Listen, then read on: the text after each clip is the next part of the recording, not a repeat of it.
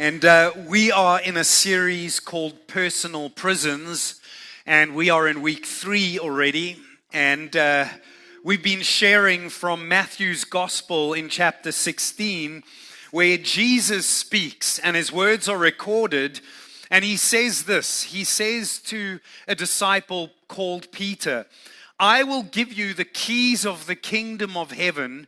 Whatever you bind on earth will be bound in heaven, and whatever you loose on earth will be loosed in heaven." Now, the keys here are describing the abilities to open and explain gospel truths and a mission and commission from Christ to make use of them.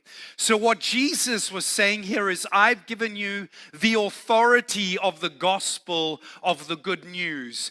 Now, we don't direct with the authority of the good news. We declare with the authority of the good news.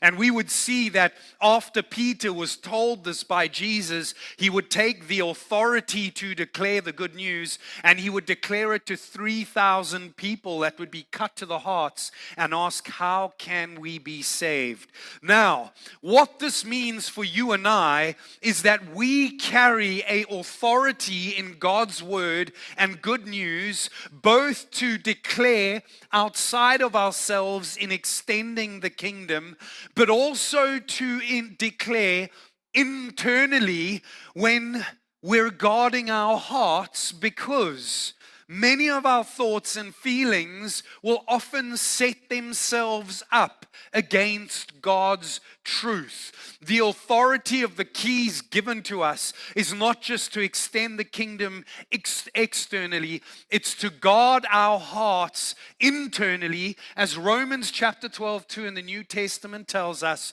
we are transformed by the renewal of the mind. God doesn't work from the outside in, he works from the inside out. And the enemy wants to stifle our transformation by poisoning our minds with false information that's removed by the authority of God's revelation with the keys of the kingdom. When the lies, the negative thoughts, the incorrect perceptions come, I have an authority. I have the keys of the kingdom with which I can declare no. In the name of Jesus, by the power of the good news through what Christ has done, and I'm able to take my ground and stand. You see, you can have all the external freedom that you want, yet still remain bound by the internal prisons you've built for yourselves through false beliefs.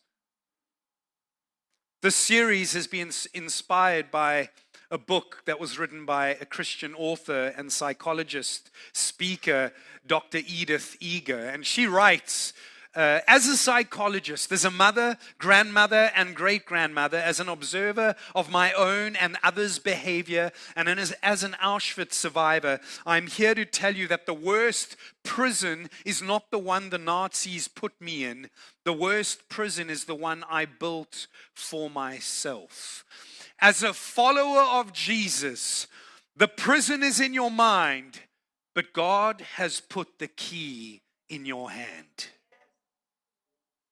So, in this series, we're exploring some of the common prisons we unintentionally build for ourselves and how to embrace the keys God has given us to unlock the prison doors. We started in week 1 by looking at the prison of victimhood. And then in week 2, we looked at the prison of avoidance pertaining to our feelings. And today I want to look at the personal prison of resentment.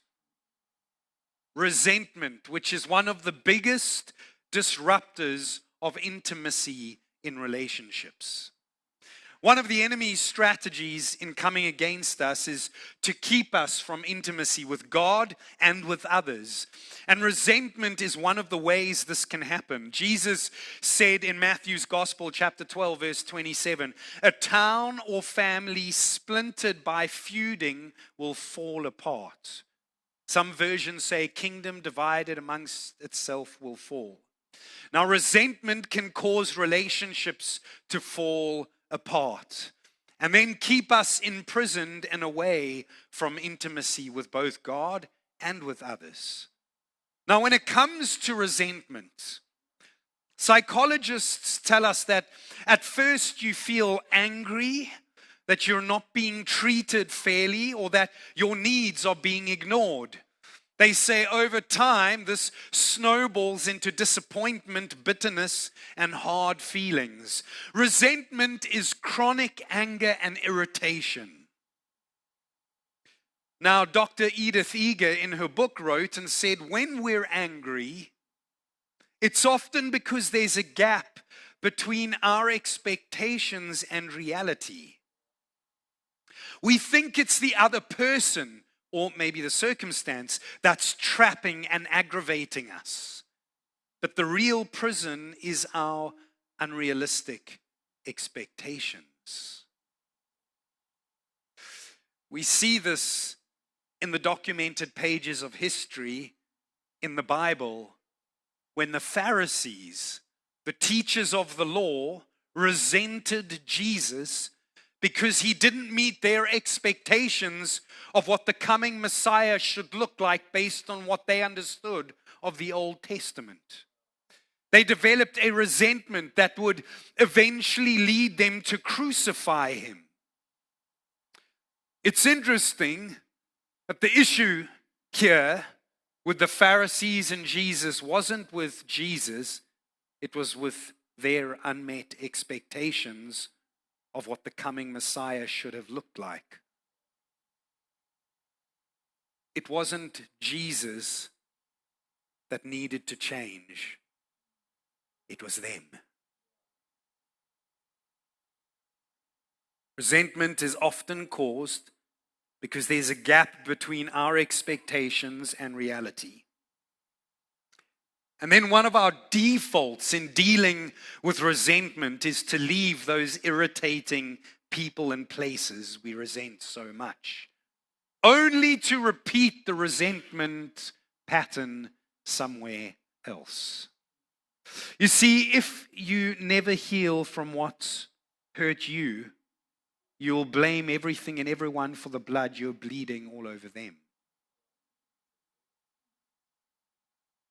This principle is described in the words of Jesus, documented in Luke's Gospel, chapter 6, when he says from verse 42, "Why do you look at the speck of sawdust in your brother's eye and pay no attention to the plank in your own eye? How can you say to your brother, 'Brother, let me take the speck out of your eye,' when you yourself fail to see the plank in your own eye? You hypocrite, first take the plank out of your eye." In other words, first see and heal your woundedness, and then you will see clearly to remove the speck from your brother's eye.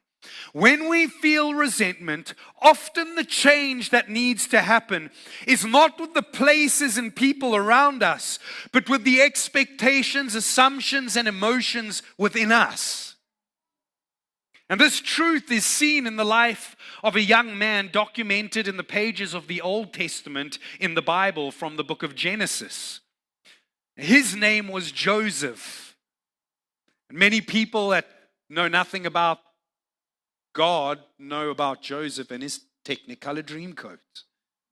Now, the accurate history behind this man's life is that he was born into a complex family with his father having 2 wives, help me Jesus, and 2 concubines, and their children, all living under one roof. Joseph was favored by his father Jacob over all his other sons, and in their jealousy, his brothers sold him as a slave to a merchant that was making his way to Egypt. From this point in Joseph's life, he would endure 13 years of struggle in which he would serve Egypt's governors and be falsely accused of rape and sent to prison. At the beginning of the Bible's records of this young man's life, he was given a dream by God, but the expectations and assumptions that dream may have inspired in his mind wouldn't unfold as he expected them to. Instead, it would start with having to deal with a complex family dynamic and his brothers selling him into slavery. Joseph had family issues. And this is very important because resentment for many is often formed by deep-rooted issues from childhood that continue carrying messages into our adult life, creating expectations we carry into our relationships with the people and places we find ourselves. Dr. Edith Eger writes of these messages from childhood. Sometimes it's a literal phrase someone repeated. Like when my mother told me, a bad husband is better than no husband. Some women are like, oh, that was God's word for me today. Sometimes it's something we gleaned from others' actions or the home environment. So Joseph, like all of us in some form, had certain messages spoken to him verbally and through the actions of those in his home environment that he would have grappled with and carried into the places and the people he would later relate with. Imagine what those messages may have been for Joseph. Don't trust anyone because they're the ones who will hurt you the most. If you love someone, you empower them to abandon you like your brothers, Joseph. If your brothers were willing to sell you as a slave, it's proof that you're not worth much to anyone. Or maybe something like, you don't deserve to be blessed. Oh, God's got a dream for you. If you did, you wouldn't be a slave in a prison, but a son in your father's house. And so I ask you, what messages do you carry into your relationships from your childhood? And in what ways have they shaped your expectations of others and yourself? Yeah, you always start well, but inevitably you fail. You're never like your brother. What messages do you carry into your relationships from your childhood? And in what ways have they shaped your expectations of others?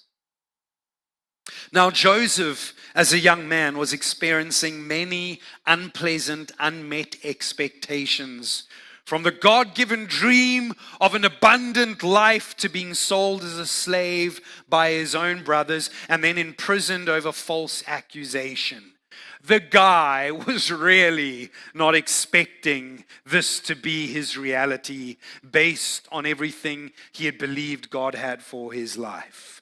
The level of resentment he could have built toward those that got in the way of all God had said he was going to give him. And we actually see Joseph at one point expressing a sense of this frustration and anger from verse 14 of Genesis 40 while he's now in prison speaking to a prisoner. And he says this, I was forcibly carried off from the land of the Hebrews, and even here I've done nothing to deserve being put in a dungeon.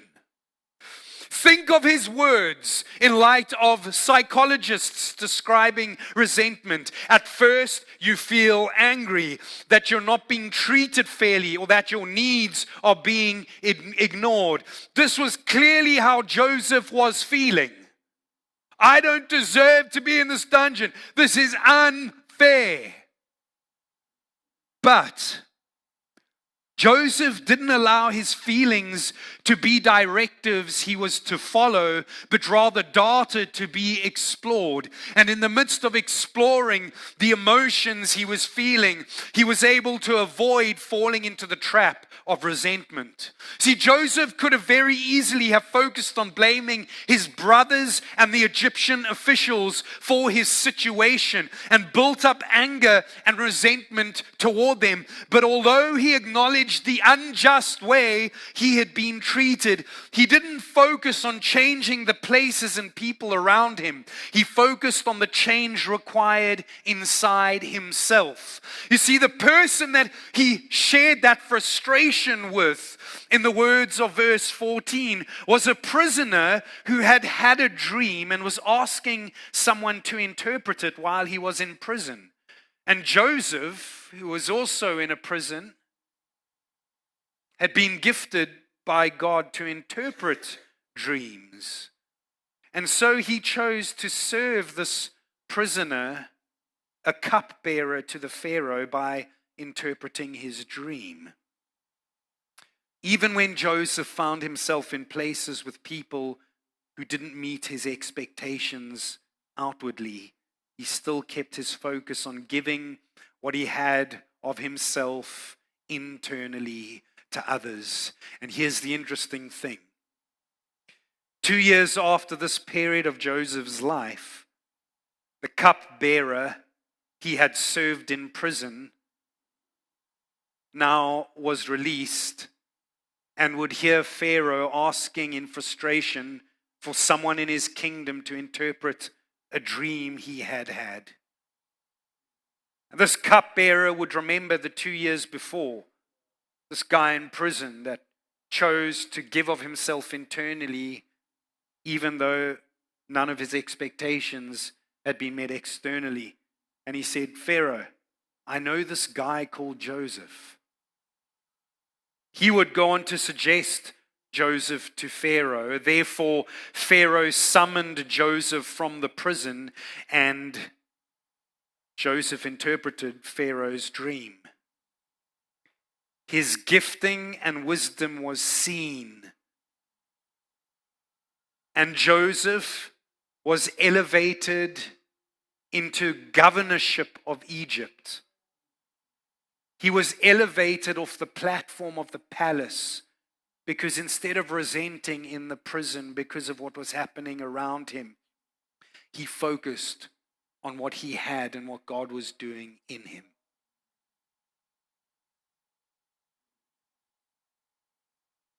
But if Joseph had allowed resentment toward the Egyptians for their false accusations to creep into his heart, he may have rejected serving them.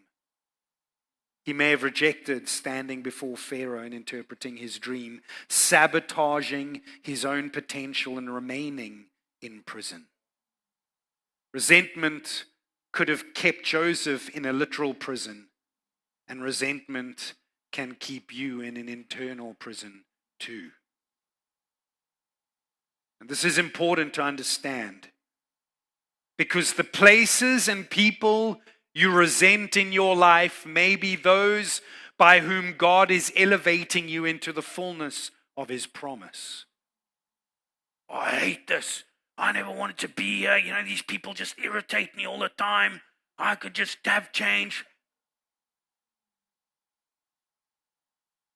This wasn't the plan. God had created things for me. The places and people you resent in your life may be those by whom God is elevating you into the fullness of His promise. If Joseph had resented the prisoners he didn't expect to encounter in a prison he didn't expect to occupy, he may have rejected giving them his gift, which would open the door to his deliverance. If Joseph had resented the governors of Egypt for false imprisonment, he may have objected to serving Pharaoh by interpreting his dream and never seen the dream God had given him come to fruition.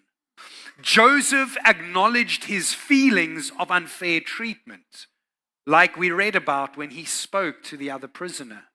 But he never allowed those feelings to turn into resentment. Let's not forget the words of Dr. Edith Auger when she wrote, "When we're angry, it's often because there's a gap between our expectations and reality. We think it's the other person that's trapping and aggravating us, but the real prison is our unrealistic expectations." God gave Joseph a dream of a good life, but it wasn't turning out as he expected. And this is where resentment forms. We need to guard our hearts. We may be saying things like, this isn't the way I expected my marriage to look. This isn't where I expected to be financially in my retirement. This isn't the way I thought God would lead my life because of His promises. This is not the way I expected to be treated after all the sacrifices I've made for them. That's not how I expected my pregnancy to go. Yet Joseph chose to trust God's heart when he couldn't trace God's hand.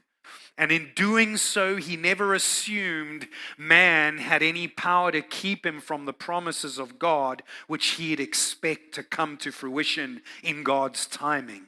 This meant that he didn't have to blame others or the circumstances around him as reasons to steal what God had promised him, because somehow he had faith in trusting that God's purposes would prevail. And for you and I today, that truth is sealed through what Christ Jesus has done for us, defeating death. And so Jesus speaks in Matthew chapter 16, 18, saying that I will build my church. You are the church, you don't attend church. I will build my church, and the gates of Hades, of hell, shall not prevail against it. You are God's church, and His promises and purposes will always prevail beyond your unmet expectations.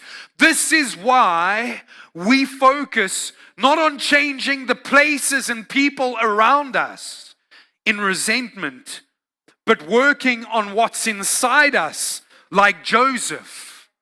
Even though the process to God's promise, or to Joseph's promise from God, was filled with unmet expectations, it couldn't stop God's prevailing purposes unless Joseph built a prison of resentment.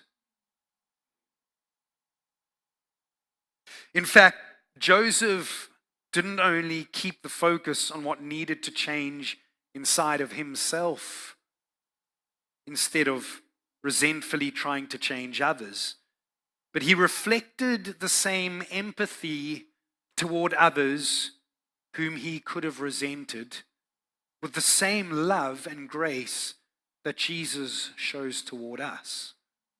Remember his brothers, family issues, kind of at the root, how they despised him and sold him as a slave.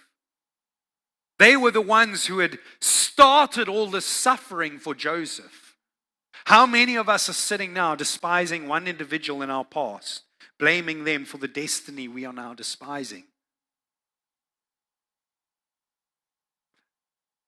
They were the ones who had started all this suffering for Joseph.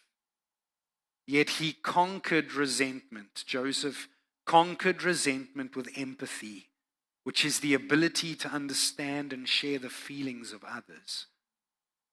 Reading from Genesis chapter 50, Joseph has now become the governor of Egypt. He spoke about Pharaoh's dream, and Pharaoh saw his gift and said, "You are so wise." And at this point from Genesis 50, Joseph has now become the governor of Egypt. Over the 13 years that have passed in this period of Joseph's life, so much has happened. And now his brothers are struggling with the famine in the land of Canaan, and they're traveling to Egypt, unaware at first that the brother they had sold as a slave was now the powerful governor they would have to submit to. Jacob, Joseph's father at this point, had died, leaving the brothers feeling there was no one to prevent Joseph from taking revenge on them.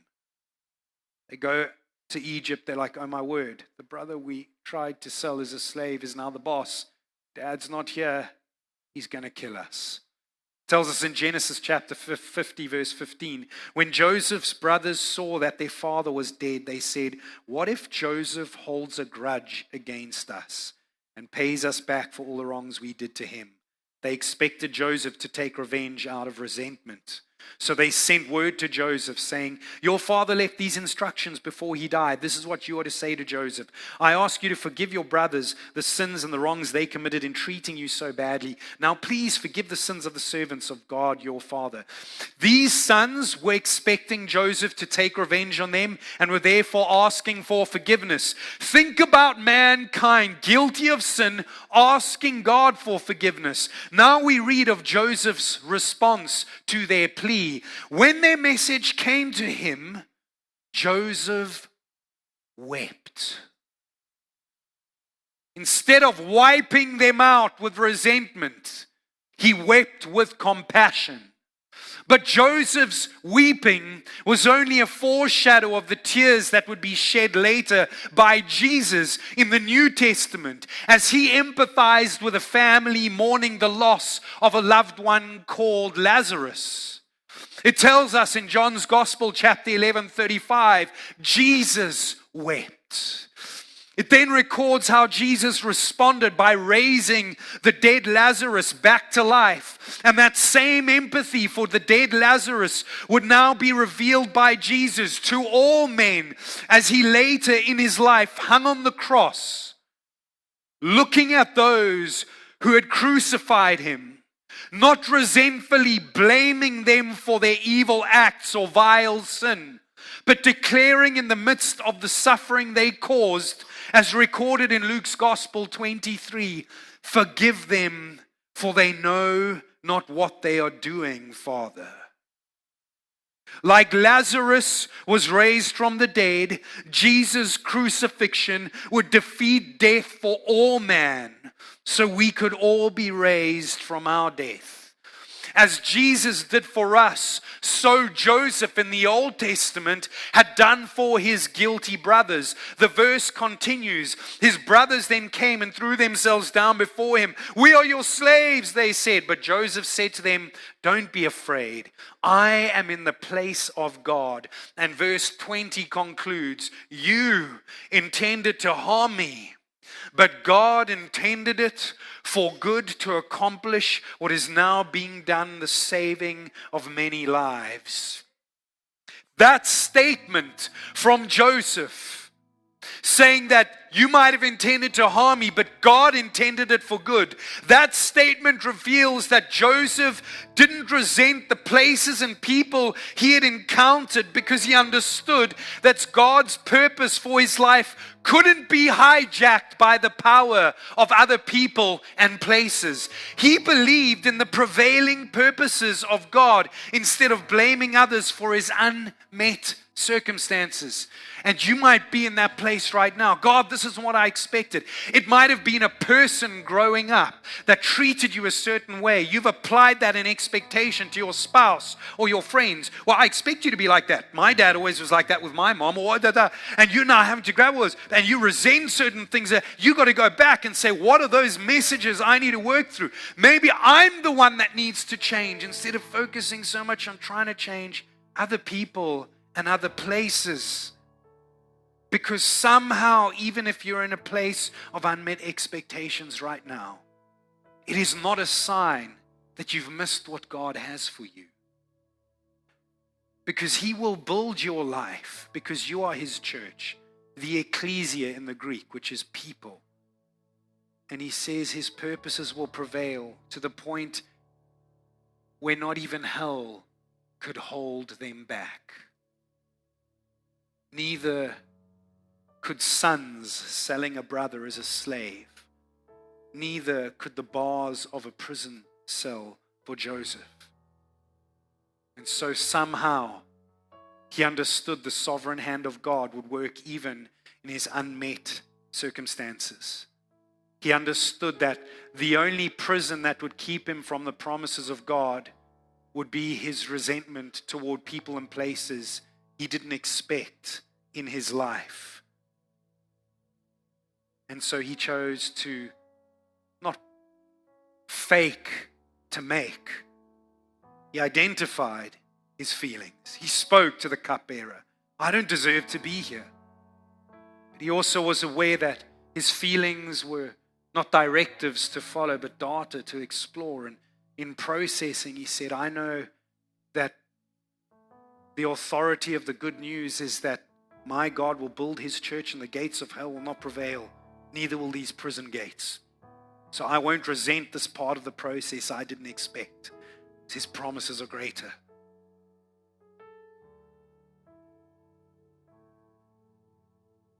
Joseph believed this, therefore could declare to his brothers, you intended for this process to keep me in prison from God's promises. But I chose not to fall in the trap of resenting you because you as my brothers would never carry power to keep me from those promises that would prevail. And so everything you've done has actually been part of the process to a pathway in which I now stand, revealing the abundant promise of God in my life. And then he continues and he says this to his brothers. So then, don't be afraid. I will provide for you and your children. And he reassured them and spoke kindly to them. We speak kindly to those we struggle with when we empathize instead of criticize.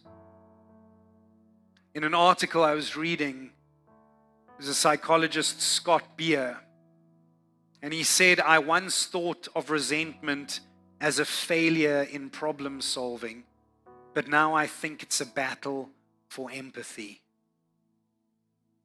The reality is that when we empathize, we begin to develop compassion.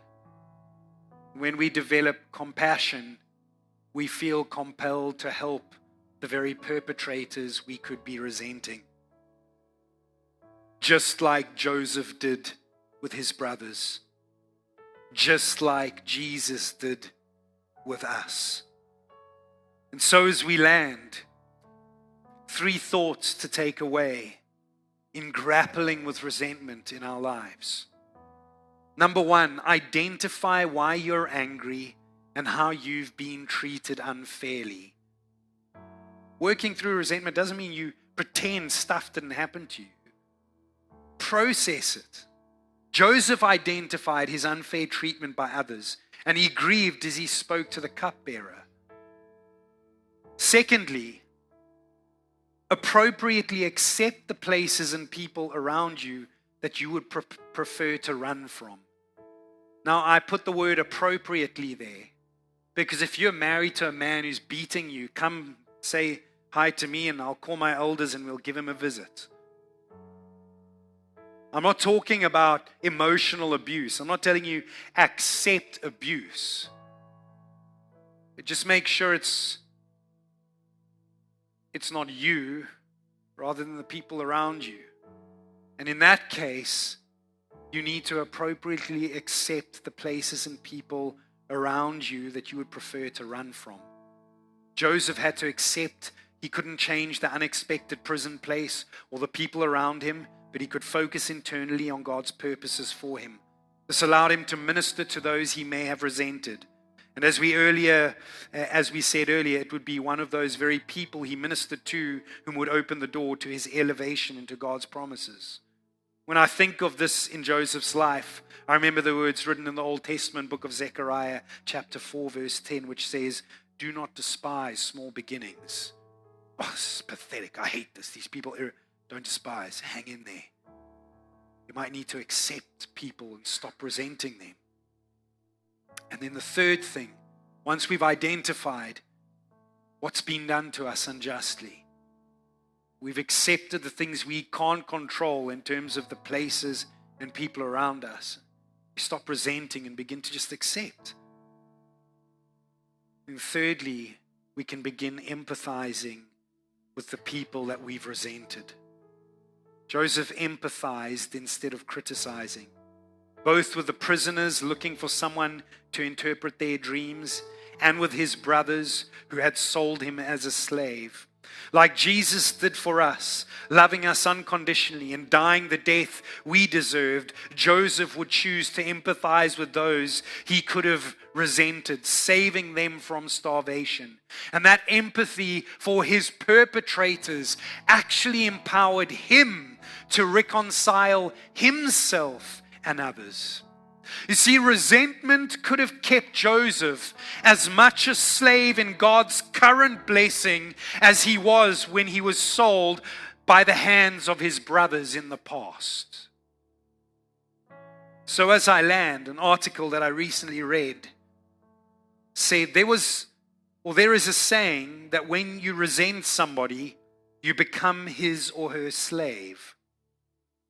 The stronger the resentment is, the more time you spend thinking about it, caught up in the anger connected to it.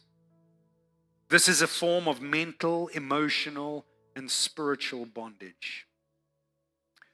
If Joseph had held on to resentment toward his brothers, he may have imprisoned himself in the very place in which God had planned on fulfilling his promise.